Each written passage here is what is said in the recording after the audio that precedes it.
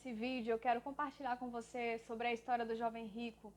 E eu quero que a gente leia essa história relatada no Evangelho de Marcos, porque ela traz vários detalhes bem importantes para a gente. Vamos começar a partir do versículo 17, que diz assim: Pondo-se Jesus a caminho, um homem correu ao seu encontro e, ajoelhando-se diante dele, perguntou-lhe: Bom mestre, que farei para herdar a vida eterna? Então, assim, a primeira coisa que a gente vê aqui, que esse jovem rico, esse homem, ele desejou verdadeiramente estar perto de Jesus, se aproximar de Jesus, né? Assim como Zaqueu se esforçou, né? Correu, subiu numa árvore porque era baixinho. Esse homem aqui, ele correu ao encontro de Jesus e quando ele se aproxima de Jesus, ele se ajoelha. Ou seja, ele fez um sinal de honra para Jesus. E ele fala assim: bom mestre, né? O que farei para herdar a vida eterna? Ou seja, ele vê na pessoa de Jesus um mestre, alguém a qual ele queria seguir. E ele pergunta para Jesus: o que é que eu faço para herdar a vida eterna? Né? Jesus, eu quero a vida eterna. Ele tinha essa sede. Ele não estava doente, ele não precisava de um milagre físico, né? Ele queria a vida eterna. E isso é um desejo muito bom, um desejo legítimo. E aí Jesus pega e responde para ele. Olha a resposta de Jesus no versículo 18. Por que você me chama de bom? Ninguém é bom, a não ser um, que é Deus. Você conhece os mandamentos: não mate, não cometa adultério, não furte, não dê falso testemunho, não defraude ninguém, honre o seu pai e a sua mãe. Então o homem respondeu: Mestre, tudo isso tenho observado desde a minha juventude. E Jesus, olhando para ele com amor, disse: Só uma coisa falta a você. E eu confesso, irmãos, que por muitas vezes eu li essa passagem e eu ficava assim me perguntando: por que Jesus ele foi tão ríspido, né, com esse homem que chegou, se ajoelhou, chamou ele de bom? Aí Jesus dá uma resposta assim: por que você me chama de bom? Só há um bom, que é Deus. E eu ficava me perguntando por quê. É como se Jesus estivesse repreendendo ele por ele ter chamado Jesus de bom, né? E a gente sabe que Jesus, o Pai, o Espírito Santo, eles comungam da mesma bondade. Jesus era bom, Jesus é bom. Mas Jesus, ele meio que repreende aquele homem e fala que só tem um bom, que é Deus. E irmãos, assim, conforme eu fui lendo e me aprofundando nessa passagem, nessa história, eu entendi que Jesus respondeu ele dessa forma. É porque o jovem rico, ele se achava bom. E sabe por que ele se achava bom? Porque ele guardava cada um desses mandamentos. Ou seja, como ele tinha uma vida certinha, ele se achava bom. E aí Jesus queria confrontar exatamente isso, né? Esse orgulho que havia nele em se achar bom. E é por isso que Jesus pega e fala isso, né? Olha, não há um bom, senão Deus. Ou seja, não se ache bom. E assim, Jesus ele fala assim uma coisa para ele: só uma coisa falta a você. E aí, vamos ver o que é essa coisa, né? Jesus fala assim: vá, venda tudo o que tem, dê o dinheiro aos pobres, e você terá um tesouro no céu. Depois, venha e siga-me.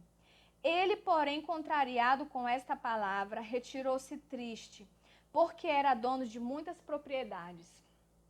Irmãos, assim, uma coisa interessante, né?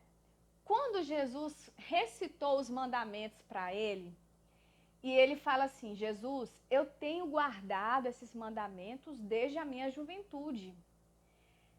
Se aquele jovem rico tivesse mentindo, Jesus, ele iria falar na lata para ele, né? Jesus iria falar assim: você é um mentiroso, você não tem guardado, você é um hipócrita. Assim como Jesus confrontava os fariseus. Mas a Bíblia diz que Jesus olha para ele com amor, ou seja, Jesus concorda. Jesus, ele vê que realmente aquele jovem, ele guardava os mandamentos. E aí, o que acontece? esses mandamentos que Jesus citou, não mate, não cometa adultério, não furte, não dê falso testemunho, não defraude ninguém, honra seu pai e sua mãe, eles eram os mandamentos, né, que era para nós termos um relacionamento com o próximo. Ou seja, Jesus ele ressaltou exatamente esses mandamentos, mandamentos que nos levam a tratar bem o nosso próximo. Eu não vou roubar meu próximo, eu vou tratar bem meus pais, eu não vou defraudar, eu não vou adulterar. E aquele jovem, ele era uma pessoa que amava o seu próximo, tratava todo mundo bem, porque ele guardava cada um desses mandamentos. E por isso ele se achava bom. Só que Jesus, ele manda aquele jovem vender tudo que ele tem. E assim, irmãos, a gente sabe que salvação, que vida eterna, não depende do meu nível social. Não depende se eu sou pobre, se eu sou rico. Não depende disso. Só que, sabe o motivo por que Jesus mandou ele vender tudo que ele tinha? Porque aquele jovem, ele tinha a sua riqueza, as suas propriedades como um Deus. É isso mesmo, irmãos. Aquele jovem tinha as propriedades que ele tinha como um Deus. E a gente vê que ele guardava vários mandamentos. Só que houve um mandamento que aquele jovem não guardava. Jesus não recitou ele explicitamente. Mas quando Jesus manda ele ir vender as coisas que ele tem, é exatamente esse mandamento que Jesus está requerendo. E que mandamento é esse?